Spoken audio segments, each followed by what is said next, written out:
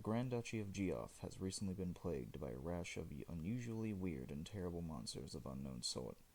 This western area, particularly the mountain fastness which separates the Grand Duchy from the dry steppes, has long been renowned for the generation of most fearsome beasts, and it has been shunned accordingly, save for a handful of hardy souls with exponential abilities and sufficient wealth to build stout strongholds to ward off the attacks of the predatory creatures infesting the rugged lands thereabout. Within the last few months, however, a walled town not far distant from the area, and 4 small fortresses as well, were destroyed by mysterious attacks. The remaining barons and lords have preserved in brine several partially decomposed corpses found on or near the sites of the ravaging. While these strange bodies are assumed to have belonged to the forces which were responsible for the destruction, the remains were too far gone to learn anything other than they were creatures heretofore unknown to even the wisest sages of Geoff. The irksome plea for aid which accompanied these gruesome corpses could not be ignored, and the Grand Duke acted immediately. Choosing several of his doughtiest henchmen to lead the expedition, he called upon the other powers of the state to likewise furnish their minions for the expedition as well.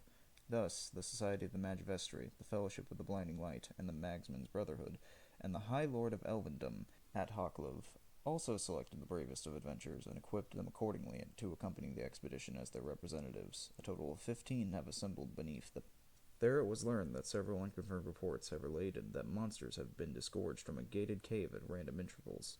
The entrance to this place is high upon the rocky face and sheathed in armor. This protection has purposely frustrated all attempts to explore the space beyond the metal valve, although several search parties have entirely disappeared, so it's possible they entered but never returned. Your expedition must find out exactly what this cave is, what is causing the monsters to come forth, who is responsible, and how to prevent further incursions. In addition, any other information regarding this mysterious locale, its strange denizens, magical devices, or unusual weaponry is highly desirable. His High Radiance, Owen III, has assured all of the concerned parties that whatever information is gained will be given to all, and wealth found will be shared, according to the contribution each individual or representative group makes to the overall success of the expedition. If necessary, the Grand Duke has vowed to send forth an army to lay waste to the offending place and extinguish every living thing therein. Should your expedition not meet with total success, this step will be considered, and His High Radiance personally doubts what such extreme measures will be required considering the strength of the expedition and the ability of its members. The Grand Duke feels assured that you will certainly locate the person or thing responsible for the troubles plaguing Geoff, and eliminate him, her, or it from the face of the land. Your party set forth from Gorna a set night ago, and for the past 2 days have been climbing higher into the crags of the barrier peaks. Last night was spent in the keep of the only baron remaining in the area, and he was fulsome glad for your company. This morning, as the eastern horizon turned from the pearl gray to a rosy pink, a score of baron's retainers guided the expedition towards an unknown area. It is afternoon, and you have set up camp in a hidden dell, but a few bow shots from the strange entrance. The men-at-arms have been detailed to guard the supplies and mounts at the camp while you go onward immediately. They will await your return for 4 full days before returning to the keep. Gathering your personal gear, you are now climbing the steep slope of the dell's north side, passing the rim and forcing your way through the dense growth of trees and undergrowth. There, across a field and beyond a rocky rise, awaits adventure. Hello everybody, my name is Jack Declan, and today we're going to be going over the 5th edition ports of the classic Dungeons & Dragons adventure S3 Expedition to the Barrier Peaks. Before we begin, if you've never heard of or played this adventure, I highly recommend you wait until you get a chance if possible. With the adventure being ported just recently to the 5th edition and the fairly accessible adventure module collection, it is more easier to experience almost more than it ever has been before, or at least in a long time. Even knowing anything about the adventure affects the impact of the big reveal. Now, with that out of the way, let's give some background on the adventure setting. S3 Expedition to the Barrier Peaks was written by Gary Gygax in order to be a tournament scenario for a different game called Metamorphosis Alpha. It was soon adapted into the Dungeons & Dragons setting in 1980, set out into the world to change the history of Dungeons & Dragons forever. Gygax made one of the most impactful adventures of all time, mainly due to the shock factor. Legendary creatures such as the Veggie Pygmies and the Froghemoth stalk the corridors of the crashed spaceship, filled to the brim with strange sci-fi loot. With the general info out of the way, let's begin what I'm actually making this video for. We're going to be comparing the Goodman Games conversion and the adventure located in Quest from the Infinite Staircase. Both have their own ups and downs, but which is the better port? Once given all the info, I hope this video can help you decide which would do the job better for your own personal playgroup. Let's start with the original Adventures Reincarnated Goodman Games port. The Goodman Games port not only includes the first two original D&D printings of the module, but the 5th edition port as well, including new art and fixes to different parts of the old version of the adventure that still needed to be ironed out. A dungeon once littered with maps that don't line up and a whole lot of nothing in explorable rooms now has an additional extra optional content to fill the halls of the derelict ship. One thing to lead with is that this version is quite long.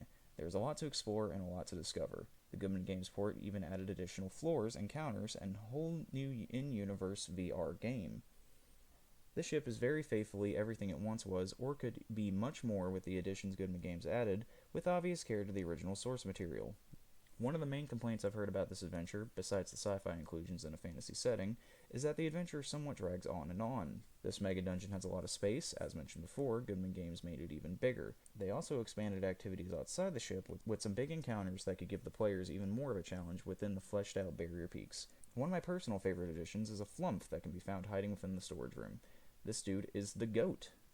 If you're looking for a faithful adaptation with some fun little extras thrown in along with the original copy of the adventure, and you have players that enjoy the exploration aspect that could drag on a little bit at times, this is the book to go for.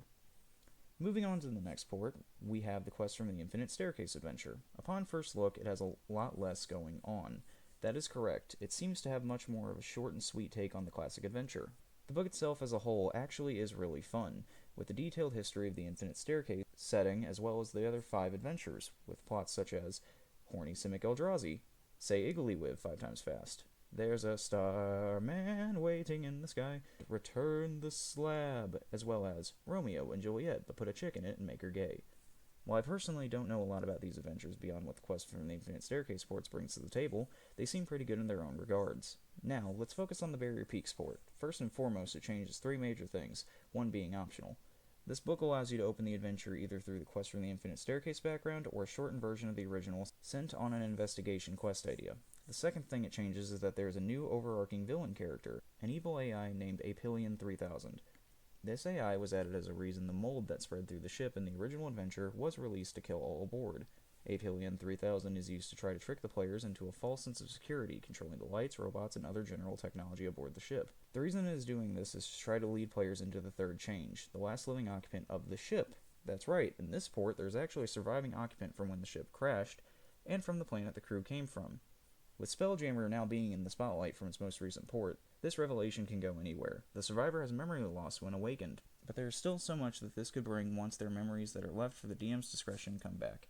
About the length of the adventure, there's still a lot to do in it, however it seems to be much more rounded out, and with it having less to work with, seems to still have something lurking around every corner. They also do well with porting the main weapons and power armor of the original. They still include the Froghemoth, now a Froghemoth Elder, and the alien tech Mind Flayer lurking about the ship. They also leave it open better towards exploration, as the time restraints in the original and the fact that the ship exploded in some endings. Honestly, the major downside would have to be no Hrubert. If you would like something that can go on a slight bit faster, but still get the overall surprise and shock of the original, this one's a good pick. As mentioned before, you would get 5 additional adventures on top of it. So now that you've heard the core differences between the two, I hope this helps you decide on which one you want to pick up. Before this video ends, I would also like to talk about one more technical addition to this adventure. Extra Life made a set of adventures for charity, and one of those took place within the titular Barrier Peaks. While you don't go back to the ship specifically, this adventure is set long after the players were able to go through and discover what lurks below. The famous adventure Kowalish established a legendary laboratory in the Barrier Peaks that the adventurers need to find. Some of his inventions actually have origins in the interstellar craft beneath the peaks. Due to the fact that Kowalish's laboratory is set long after the discovery by the players, a good way you can run this is combine it with the other Extra Life charity adventure, Infernal Machine Rebuild. In Infernal Machine Rebuild, the players have to go through time into the establishing of famous dungeons, and this method could allow you to teleport into the future and attempt to find Kowalish, or even possibly explore the spacecraft in the past if Kowalish's laboratory is in modern day. The 2 Extra Life adventures actually give some examples on how to run them together back to back in their own rights. These aren't required, and again, you don't actually return to the ship in this adventure, but they are still a neat little way to have some extra after effects from the original adventure. And if the ship self-destructs, you can still rule that Kowalish was able to find some tech within the rubble. Now that we have reached the end, I want to thank all of you for watching. While I wasn't alive back when the original S3 came out, I have loved learning as much as I can about it, as well as using it in my own right. Mr. Gygax really created an amazing adventure for people to discover, and I hope this video was able to help you decide which you would like to present for your own group. May the Froghemoth have mercy on all of you.